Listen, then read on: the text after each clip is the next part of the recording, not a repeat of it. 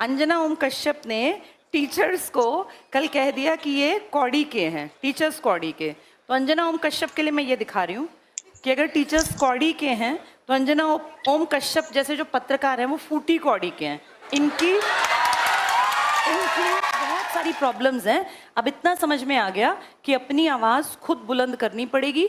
जब भी कोई गलत बयानबाजी करे, चाहे वो स्टूडेंट्स को लेकर हो, टीचर्स को लेकर हो, या किसी भी एक जाति पाति को बांटने की कोशिश करें धर्म विशेष पर, तो 100% हर एक को अपने लेवल पे बोलना चाहिए। उससे बड़ी बात और कर दी है। अब मैं तुम्हें दो चीज़ें दिखाती हूँ बेटा। देखो, ये एक चीज़ है, तुम्हें थोड़ी दिखाई दे रही है, ये एक बीच में गोल सी एक चीज़, इसके अंदर देखो, ये दिख रहा है। ये सीपी नहीं होते हैं बेटा, सीप जो होते हैं समुद्र में, कभी अगर तुमने देखा हो सीप मिलता है। इसको ना पहले एक इकाई थी बेटा, ये पैसा तो था नहीं, रुपए थे नहीं, उस टाइम पर ये कौड़ी कहलाती थी, कौड़ी। तो ये कौड़ी है।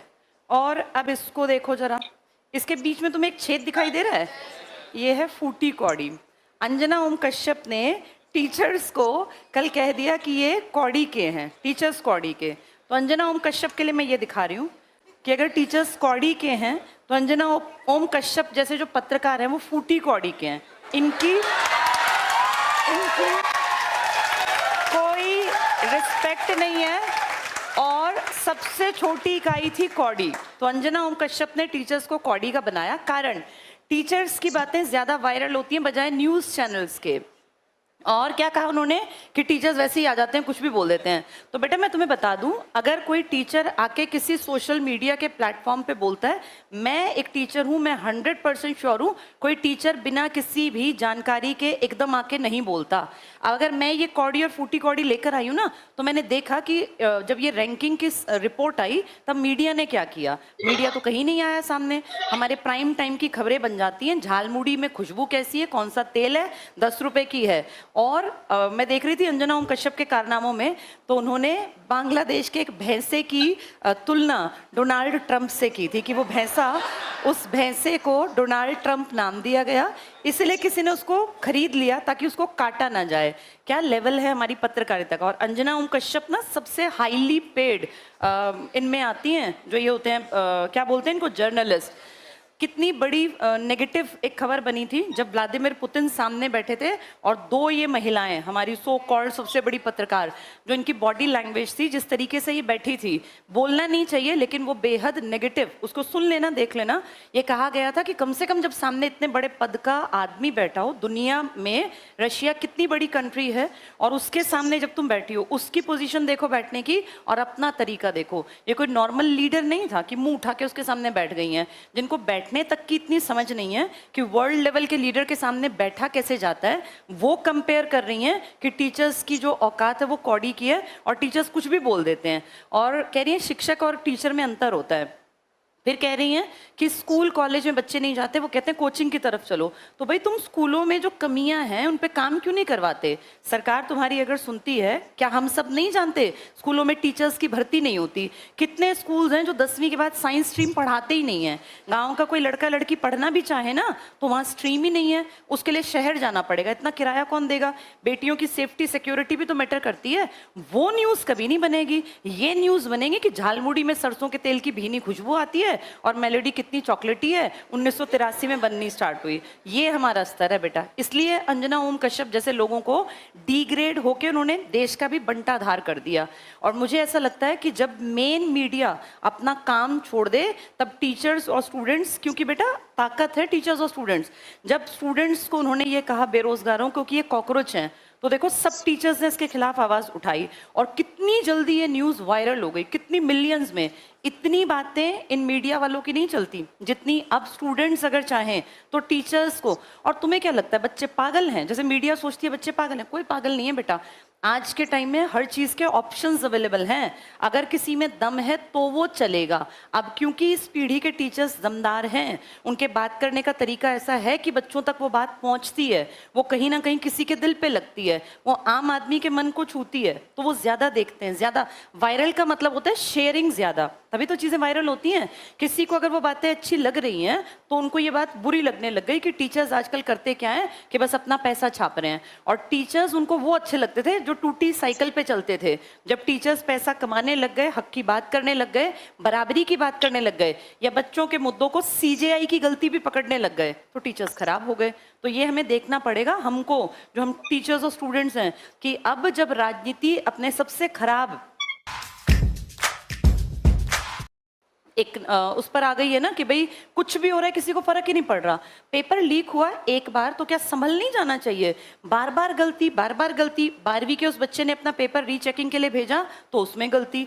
यानी ना तो स्कूल में बच्चे सेफ रह गए, ना कॉलेजेस के एग्जाम्स में बच्चे सेफ फील करते। कॉम्पिटिटिव वर्ल्ड का तो बिल्कुल बंटाधार करा रखा है, नीट की हालत, बाकी एग्जाम्स की हालत। तो इस पूरे टाइम में अब ये भी कह रहे हैं कि अब एक ऑप्शन ये भी बता रहे हैं ना कि हमारी फौज जो है वो पेपर में, ये हालत है कि पेपर लीक करने से बचाने के लिए भारतीय फौज तैनात की जाएगी। जब इस खबर को विदेशी सुनेंगे तो हमारे ऊपर हंसेंगे वो, कि हमारे देश में इतना भ्रष्टाचार है कि नीचे के लेवल के लोग तो उसको रोक ही नहीं पा रहे, और ना ही कोई यहाँ इस्तीफा देता, ना ही कोई जिम्मेदारी लेता। डेमोक्रेसी में एक चीज होती है कलेक्टिव रिस्पॉन्सिबिलिटी। मैंने तुम्हें कितनी बार पढ़ाया, सामूहिक उत्तरदायित्व। यहाँ एक की गलती सबकी गलती मानी जानी चाहिए। और अगर किसी बड़े मंत्री के अंडर आने वाले डिपार्टमेंट्स में गड़बड़ हो रही है, चाहे वो शिक्षा मंत्री हो या रोजगार का डिपार्टमेंट देखते हो, उनकी जवाबदेही है वो फेस करें कैमरास को और बताएं कि ऐसा क्यों हो रहा है। किसी एक आदमी का बयान नहीं आया नीट के ऊपर, किसी आदमी ने कुछ नहीं कहा, बस अपना कुछ भी मेन काम कहाँ कर रहे हैं, अपनी वीडियोस बनाने पर, फालतू की चीजों को प्रमोट करने पर। जबकि 2026 का सबसे बड़ा मुद्दा है महंगाई लगातार बढ़ना, पेट्रोल की कीमतें लगातार बढ़ रही हैं। पेट्रोल सिर्फ पेट्रोल नहीं है, हर चीज महंगी होगी जब पेट्रोल महंगा होगा। इंडिया के रुपए और अमेरिका के डॉलर में देखा है कितना बड़ा गैप आता जा रहा है, इस पे कोई बात नहीं कर रहा, बात फालतू की करेंगे। तो बेटा अब हम लोगों को ना जागरूक होना पड़ेगा, और जहां जो जरूरत पड़े उस मुद्दे को बिल्कुल बिल्कुल बिल्कुल शेयर करना चाहिए, बात करनी चाहिए। पेपर अगर लीक होते हैं, किसी एमएलए, एमपी, सीएम, राज्यपाल को फर्क नहीं पड़ता। ये फर्क पड़ेगा सिर्फ और सिर्फ तुम जैसे स्टूडेंट्स को या हम जैसे टीचर्स को। पेपर लीक होना नेगेटिव है, क्योंकि इससे सही मेहनत करने वाला बच्चा अपनी पोजीशन को कभी हासिल ही नहीं कर पाएगा। और हम नॉर्मल लोगों को, या मैं अपने आप को देखूं, मुझे भी ऐसा दिखता था कि भाई अगर हमारे पास बहुत अच्छी कमाई नहीं है, पैसा नहीं है, बहुत स्ट्रॉन्ग बैकग्राउंड नहीं है, तो हम मेहनत करके पैसा कमाएं और अपने बैकग्राउंड को ठीक कर ले। ये हमारे टाइम में भी था, तुम्हारे टाइम में भी है। आज मैं 43 इयर्स प्लस है मेरी एज। 20-22 साल पहले जब मेरी एज 20-22 साल की थी, तो मुझे दिखता था कि अगर मैं बहुत मेहनत करूं तो मैं अपनी स्थिति को बदल सकती हूं। और मुझे लगता है हर एक को ये हमेशा मौका मिलना चाहिए कि आप जहां पैदा हुए हैं, मेहनत करके आप उस हालात को, उस माहौल को बदल पाएं। ये हर एक को मौका मिलना चाहिए। यहाँ मैं सबकी बात नहीं कर रही, मेरा मेन मकसद है उन लोगों को जो एग्जैक्ट कहलाते हैं हम मिडिल क्लास परिवार है। हमारे पास बहुत ज़्यादा ज़मीनें नहीं होती, बहुत संसाधन नहीं होते, लेकिन माँ बाप जैसे तैसे करके बच्चे को पढ़ा देते हैं। थोड़ी बहुत सेविंग्स इतनी रखते हैं कि अपना छुटपुट सा सिर पे छत या तो किराए की कर देते हैं, या कम से कम एक छोटा मोटा घर बना लेते हैं, और अपने बच्चों को जमा पूंजी के नाम पर बस इतना दे पाते हैं कि पढ़ाई लिखाई करा दी, तुम्हें खिला पिला दिया, 20-22 साल हमने तुम्हारा जो है जीवन चला दिया, अब आगे मेहनत करो, अपनी लाइफ को अच्छी बनाओ। पीछे बैक पे किसी को फैक्ट्री लगी हुई नहीं मिली, हम में से किसी को नहीं मिलता कि तुम्हारे पीछे ये 5 शोरूम हैं, बस यहाँ जाके कलेक्ट कर लाना, या ये 5 पेट्रोल पंप लगा के दे दिए। जिस परिवार से तुम हो, मैं भी ऐसे परिवार से थी, हमें मिला कुछ नहीं था, विरासत में कुछ नहीं मिलता, सिर्फ इतना है कि पढ़ लिख गए, मेहनत करके पोजीशन बना लें ताकि आगे बढ़ जाएं। और ये अंजना ओम कश्यप जैसे जो लोग हैं, ये टीचर्स की बुराई करने लग गए, क्योंकि टीचर्स की बातों को सुना जाने लग गया।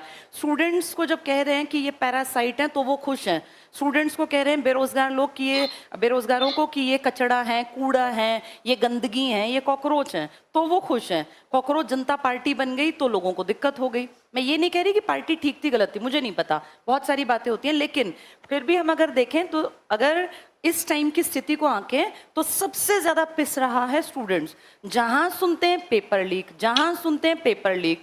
एक स्कूल में पढ़ने वाला, कॉलेज में एडमिशन की इच्छा रखने वाला, CUET वाला और रोजगार की इच्छा रखने वाला, 3 ही लेवल तो हैं हम स्टूडेंट्स के, या तो स्कूल वाले, या कॉलेज वाले, या नौकरी की इच्छा रखने वाले। मिडिल क्लास इन तीनों में से ही तो दुखी बैठा है। आज हालात ये हैं कि ना तो ये पता कि नौकरियां कब निकलेंगी, जब निकलेंगी तो उनका पेपर कब होगा, वो कहीं स्टे में तो नहीं रोक दी जाएंगी, कहीं पेपर होने के टाइम पे लीक तो नहीं हो जाएगा, रिजल्ट कब आएगा, नॉर्मलाइजेशन का प्रोसेस क्या होगा, कहीं मेरे नंबर बहुत अच्छे आने के बावजूद कट तो नहीं जाएंगे। अगर इस टाइम हम देखें तो कितने ज़्यादा प्रेशर में हैं वो बच्चे जो पढ़ रहे हैं। जैसे मैं अगर देखूं, हमारे दिमाग पे इतना प्रेशर नहीं था, हमें पता था मेहनत करेंगे पेपर पास हो जाएगा, एक नहीं दो नहीं 3-4 बार पढ़ते रहेंगे, लगातार पेपर देंगे, पेपर पास होगा। पर मुझे दुख होता है सोच के कि जो अब 2021 में यूपी में लेखपाल का पेपर आया था, 21 में सोचो किसी ने पेपर दिया और पास नहीं हुआ, भाई हो जाती है गलती। अब वो बच्चा बैठे बैठे कि दोबारा आएगा तो मैं बढ़िया करूंगा, दोबारा आएगा बढ़िया करूंगा। 2026 में पेपर हो रहा है, यानी उस बच्चे के 5 साल बेरोजगारी में उसका खर्चा किसने दिया, वो कहाँ रेंट पे रहा, उसने कैसे पढ़ाई की, उसके खाने पहनने उड़ने का साधन किसने मुहैया कराया। और अगर वो उस टाइम पर वो लड़का या लड़की 23 या 24 साल के थे तो उनके ये 5 साल इसका खामियाजा कौन भुगतेगा। अब वो हो गए 28 साल के, 29 साल के, वो कहाँ जाएं, ना वो शादी कर पाए, ना वो घर बसा पाए, ना उनकी नौकरी लगी, ना बुजुर्ग होते माँ बाप को कोई केयर दे पाए। कईयों के तो इस बीच में पिता भी चले गए जिनका सपना था कि पिताजी के हाथ में पहली तनख्वाह रखनी है हमें। कितनी सारी चीजें होती हैं बेटा, इन सब का असर किस पे आता है, सिर्फ मिडिल क्लास पे। अमीर तो आएंगे, 2 डायलॉग बोलेंगे और चले जाएंगे। अब जो बेचारे 26 में, चलो कोई नहीं 5 साल हमने जैसे काटे, लेकिन 26 का पेपर फिर लीक हो गया, वो 34 साल का बैठा रहे कि पेपर होगा तब मैं लेखपाल लगूंगा। ऐसे कितने लोगों की जिंदगी इन्होंने बर्बाद कर दी, इस पे कभी डिबेट नहीं करते। आज हालत ये है कि अपनी आवाज खुद से लगानी पड़ रही है, और मुझे ऐसा लगता है कि बहुत ज्यादा जरूरत है कि अब लोग संगठित हों। ये वाले लोग नहीं है नेतागिरी टाइप के, जिनकी झूठी रैलियां इकट्ठे करके लोग 500-500 रुपए बांट देंगे, बाद में फोटो की इतने लोग आए। रैली में कोई भी इंसान नहीं जाता जो क्वेश्चन पूछ सकता हो, वहां सब वही होते हैं कि कब खत्म होगी, कब 500 या 1000 रुपए मिलेंगे, या कब खाना मिलेगा। जैसे तुम जैसे जो स्टूडेंट्स हैं ना, अब बेहद जरूरी है कि सब लोग संगठित हों, गलत के खिलाफ बुलंद आवाज उठाएं, क्योंकि अब पानी बेटा सिर पे से गुजर गया, बिल्कुल ही हद दर्जे की बेशर्मी हो गई। तुम अपने आप को भी देखो, तुम लोगों ने सीईटी का नाम सुना था, और ये घटना है 2022 की, जब पहली बार पेपर लिया। उस 22 से आज जब मैं ये बात कर रही हूँ, हम ये बात कर रहे हैं जून 2026 में। तब क्या कहा था कि हर साल सीईटी लेंगे, 2026 भी आधा चला गया, तब से सिर्फ एक बार सीईटी हुआ था 22 में, और दोबारा हुआ है 2025 में। उस 25 के बेसिस पर अब तक कोई नौकरी बड़े लेवल की नहीं निकली। हरियाणा पुलिस का प्रोसेस चल रहा है, जैसे कितने डिपार्टमेंट हैं जो खाली पड़े हैं, क्लर्क की नौकरियां, ग्राम सचिव की, खाली पड़ा है सब कुछ, लेकिन निकालनी नहीं है। क्यों, किस चीज का वेट करते हैं कि जब इलेक्शन आएगा ना तब निकाल देंगे 30, 35, 40 हजार इकट्ठी। उतनी इकट्ठी ना निकाल के हर साल 5,000, 10,000, कुछ लोगों को तो नौकरी दे दो, कुछ लोग तो बेचारे फ्री हों, और अगले फिर सोचें कि ये लग गए तो हम भी पढ़ के लग जाएंगे। फिर एक साथ अपने इलेक्शन के चक्कर में कि एक साथ 50,000 निकाल देंगे, वाहवाही हो जाएगी। ये नहीं सोचते 5 साल वो लोग कहाँ से खाना खाएंगे, जिनकी 12वीं बड़ी मुश्किल से हुई है, और फिर कहेंगे अपने काम धंधे कर लो। अपना काम धंधा करना इतना आसान है इस देश में, अपने काम धंधे के लिए पैसा नहीं चाहिए। कोई भी बैंक क्या किसी बेरोजगार को लोन दे देगा, कोई नहीं देता। बहुत सारी प्रॉब्लम्स हैं। अब इतना समझ में आ गया कि अपनी आवाज खुद बुलंद करनी पड़ेगी। जब भी कोई गलत बयानबाजी करे, चाहे वो स्टूडेंट्स को लेकर हो, टीचर्स को लेकर हो, या किसी भी एक जाति पाति को बांटने की कोशिश करें धर्म विशेष पर, तो 100% हर एक को अपने लेवल पे बोलना चाहिए।